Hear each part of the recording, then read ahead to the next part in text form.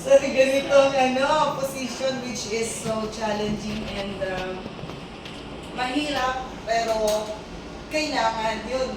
Parang sabihin natin, ako ba si Esther na at such a time as this? So, tinawag ng Panginoon for this task. So, hallelujah. So, everything is possible. In Jesus' name. So, as we pray for one another, uphold one another, support one another, and cooperate with one another, and with the Holy Spirit. So, I would just like to acknowledge the presence of each and everyone.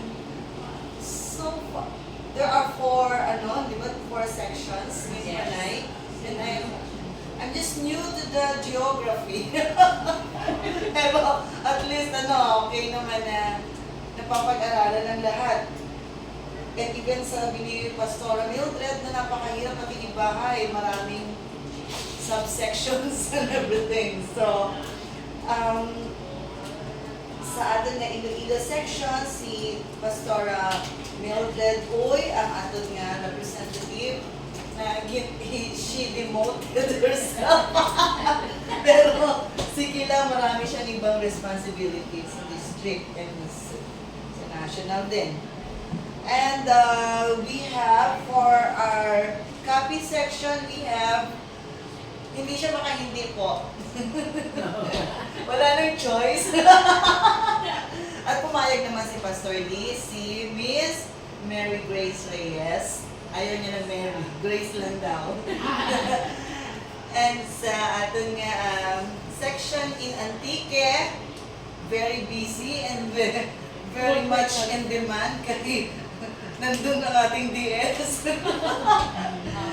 Si Pastor Genevieve Desmonte. Mali. Mali ako.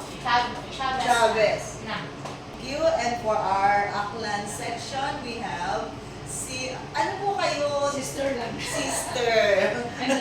Nilalang yun. Sister Priscilla Taplak. Welcome everyone. And I'm Lauren Ligada from Mambusaw Assembly of God. Very inspiring na nga yung ginawa ni Pastor Mildred. Para sabi ko, nag-devotional na yata kami. Without knowing it. But we will just have one song and then we will have our inspirational verse. Alam nyo, medyo hindi naman nalalayo yung trabaho ko dito sa aming School of Tomorrow Christian School. Sa amin, we have a school sa church.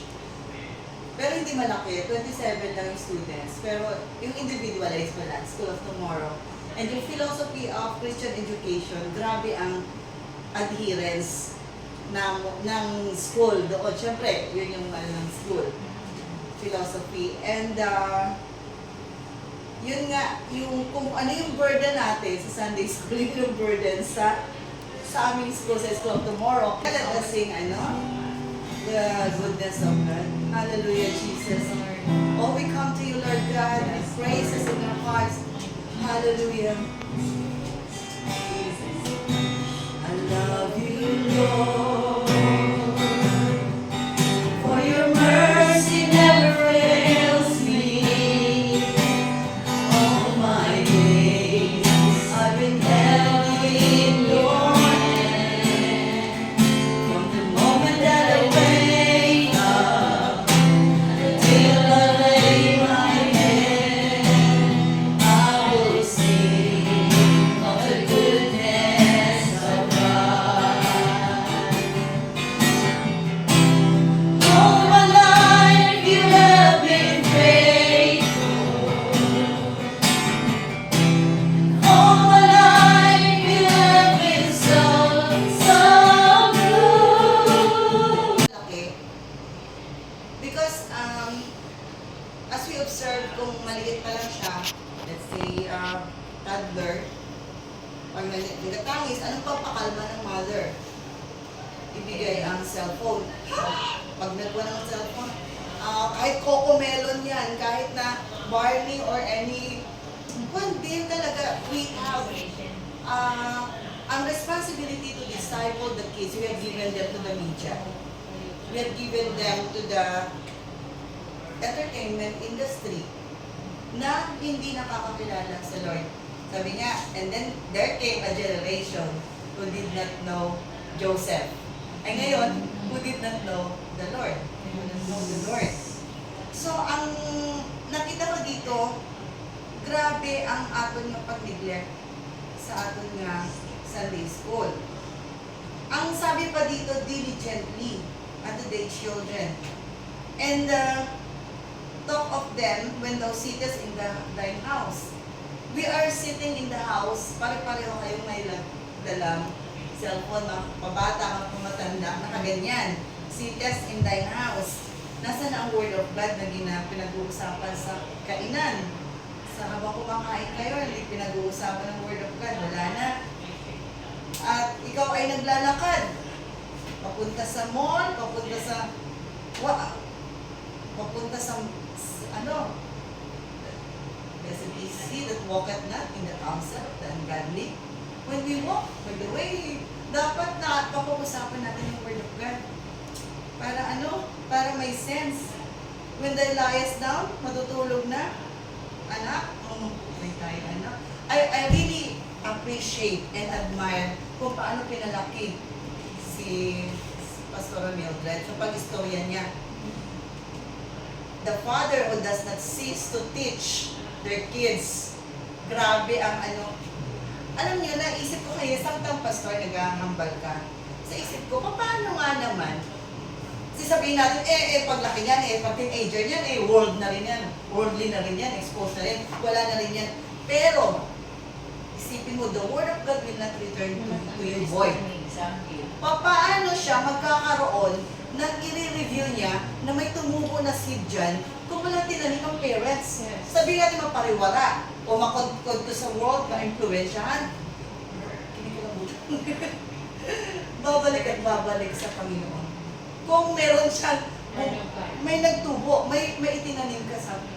Kung wala kang itinanim, wala talagang diyang ano. Kawawa talaga ang bata. Yung sa church natin, sabi mo, ay, nagwala sila, naapektuhan ng public school, kaya nagkaganyan-ganyan na. Mga naniniwala na sa LGBT and everything. Pero, as the word of God is there, bisan anong struggle, I believe that God will work sa kabuhat ng batang iyan. Magtulog ka, when thou rises up, grabe ang pagkukulang natin as parents na kailangan talaga, at grandmother pa, na talagang although hindi natin makontrol, pero if you have done your best, bahala na sila, bahala na. At kung paano binibigyan ng importansya sa hand. Ito actually, the hand symbolizes work. Bind them sa hand. When you work, talagang ang batang iyan, nag-work, nagsusulat para sa work, o computer para sa Lord, whatever is working, and then sa eyes. Blessed are the pure in heart, for they shall see God. Ang eyes, importante. So as we give them the word of God, what they will see things the way God sees the things. Grabe ang power bala kung aral ang word of God niya, natudluan sila. So, nakaka-inspire talaga itong sa Deuteronomy 6. And then, pagsabi sa Joshua, ano to? Joshua, dali lang ha. 1:8. Yeah, this book of the law shall not depart out of thy mouth, but thou shalt meditate therein day and night. Joshua 1:8. That thou mayest observe to do according to all that is written therein, for then thou shalt make thy way prosperous, and then thou shalt have good success. So grabe ang prosperity and good success, hindi bad success. Ang kung saan ang word of God yung tipigan ng bata. Diba? Thy word have I hid in my heart that I might not sin against God. So, grabe ang tawag dito, benefit, favor na nabigay ng bata. Sa word of God na kanyang palaging kaatubang, palaging nasa puso, day and night. kulang kahit ako mag-isip sa sarili ko, day and night ba ako mag-meditate? Parang kulang. Ang day ko abala sa problema, abala sa mga kaso, abala. Ang night bago matulog, ang bukas mangyari. So observe to do according to all that is written therein. Bahala na. Sundin ko ang Lord, i-obey ko ang word niya. Sabi man niya, magiging prosperous in the eyes of the Lord. Alam niyo, I'm really burdened the way the value of the world, the way the world sees success, the definition of success in the eyes of the world. Prosperity, what is prosperity? Hindi nakikita na ang prosperity galing sa word of God, galing sa kabuhi na Kristiyano. And they see the success as ang measure ng material things meron ka. Grabe, no? Maling-mali. Dapat makita nila at ang success na ginatawag ay good. Hindi yung success na mamatay ka, empty ka pa rin. Mamatay ka, you have everything but you are empty. So we want that to happen sa ating mga kabataan. Parang it's something like you are rescuing a generation. Gina-rescue na natin kasi they are victims. Ginabiktima. Masaya sila sa tingin natin, masaya sila sa kanilang sa pleasure. But it is for a season, a pleasure for a season. And then hindi natin na alam ang na gano'n na nahila na sila ganyan. So it's, sabi ko nga parang tug of war na ginagawa natin. Butong si Satan din. Ang church. Kaya nga, you should focus talaga na identify natin, this is the war pala, na dapat labanan ng church. Duro-duro ang ato mga conflicts sa church, mga issues, mga inaway, mga si ganyan ba siya naging leader, si ganyan idadaw yung isa.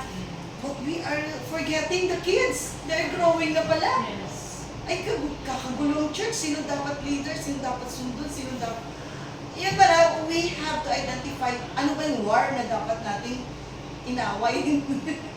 Against each other to disciple. Praise God. So, I'm so inspired. Actually, sabi ko, hirap naman. Ano gagawin ko? At lost. Thank you po. Thank you sa lahat ng guidance. But then as the things flow, nagkaka-burden po ako. I mean, not my burden pero hindi ganun. As I, grabe po ang inaway ang gagawin namin. It's really a battle. Dili sa dili sa Panay Island. Isang part lang ng Pilipinas. Pero concern natin po, going into all the world and preach the gospel. Making disciples. Teaching them. Teach them. Ay, hindi ako. Hindi ako sa, pahinga na ako sa mga, sa academics na ako. Hindi. We are teachers to observe whatsoever things I have commanded you. So, praise God, we are so privileged na meron tayong ganitong ministry. Palakpakan natin ang Lord sa ating calling.